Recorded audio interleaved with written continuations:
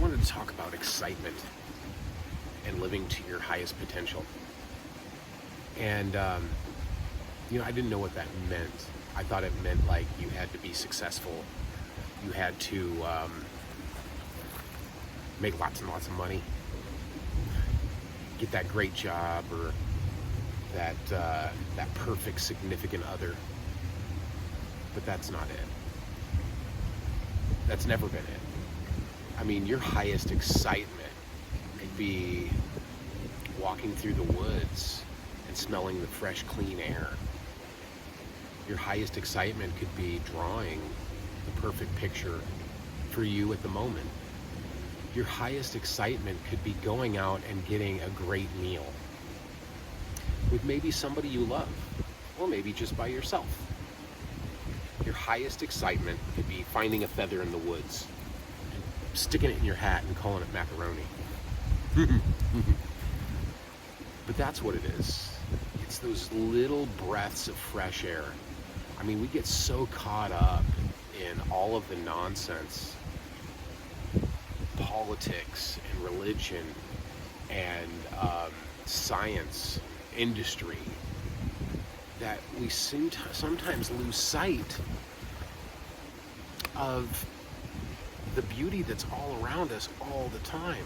And I know this shit's scary as shit, man. I mean, it's terrible sometimes. We're all always confronted with maybe, losing our homes or our cars, or trying to stay out of debt, or maybe we have massive debt and we're trying to take care of that.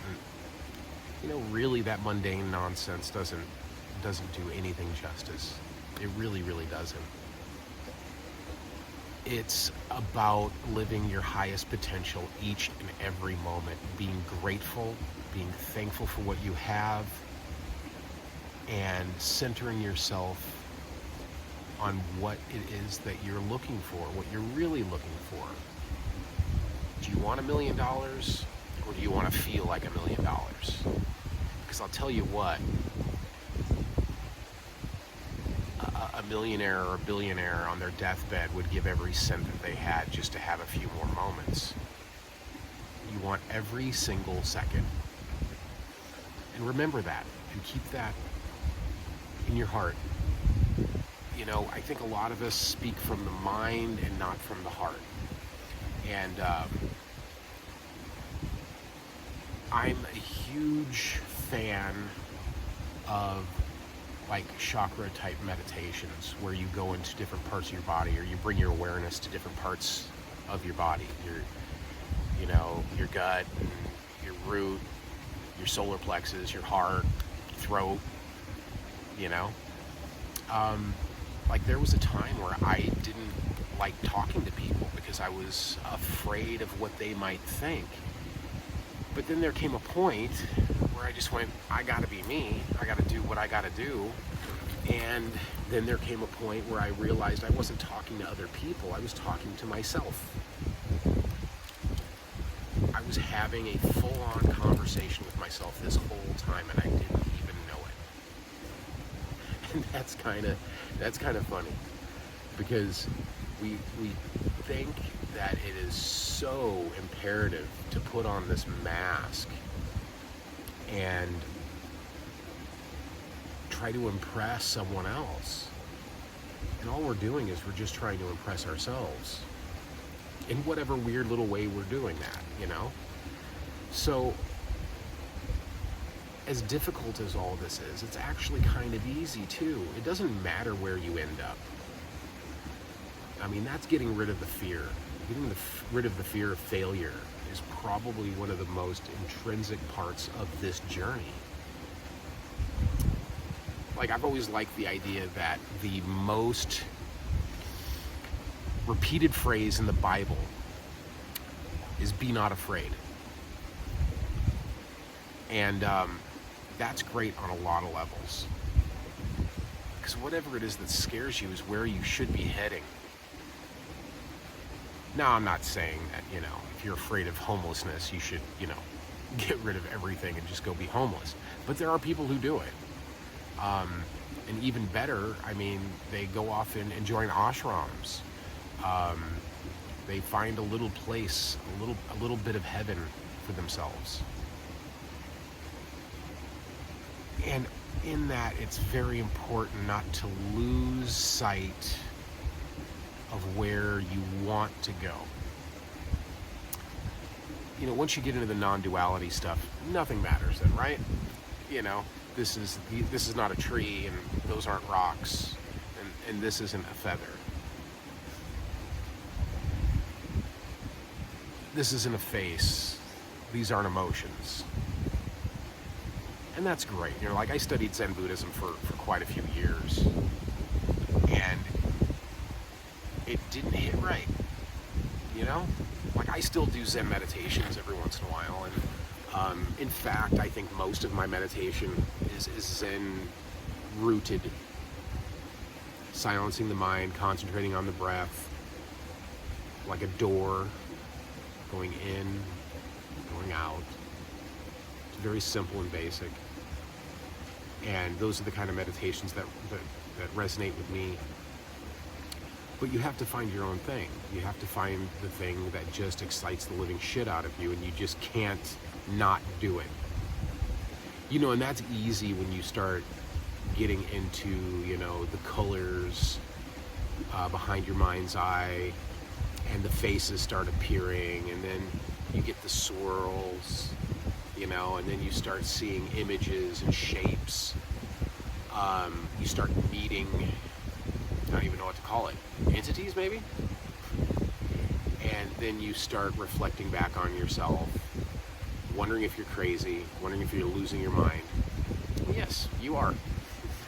You're losing everything that you thought you once were. Because all the baggage that we carry with us through life is inconsequential. It's the experience that we were supposed to be concentrating on. That was the gift. But, you know, we can't see the forest for the trees. No pun intended. But that's it. You don't see the big picture very often in life until you do. Like, say you have an awakening moment, and there's not just the one. If you keep at it, they'll keep coming. Staying on the path is very difficult. Trusting the process is even more difficult. Being easy is very difficult. Remembering who you are is probably the most difficult. Because even if you do remember it, it's so easy to forget. It's so easy to lose sight of your original being. And I remember when I was younger, I grew up in northern Minnesota for my earlier years, and my grandparents lived on a lake, and I loved just sitting out there and watching the ripples on the lake, and they reminded me of diamonds. In fact, that's one of my very first memories. I don't even know how old I was. I was still in diapers. I remember I was on a blanket, I had some toys in front of me, and then there was this beautiful lake, just sprawling, gorgeous. I've always had a thing for trees. And I remember looking at it and just going, that is so beautiful. Like that thought, I didn't even know how to talk yet, but that thought just rang. And it was from that day forward, you know, bits and pieces, hit and miss, that I wanted to know or experience who it was before I became aware of who I was. You know, we pretend, and we lie to ourselves, and we call ourselves things that we really aren't. And that's confounding and hard in itself. But if you let go of the stuff, the exaggerations, if you let go of the persona, who are you really? What are you deeply? That's why I like the chakra meditations, because they get you in a place of resonance with yourself, because that's all you're really looking for. There's nothing outside of the self.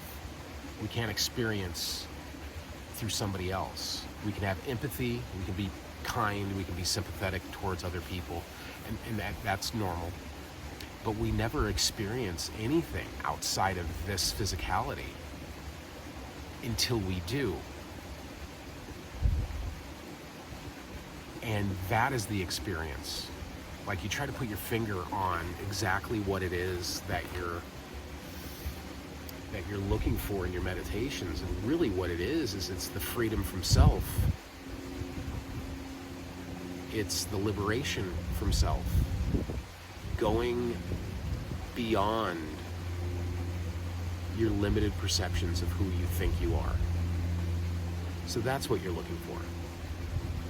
And you find it with sitting, being quiet, and listening intently. Don't move a muscle. Be as quiet as you possibly can. And that's where the magic happens.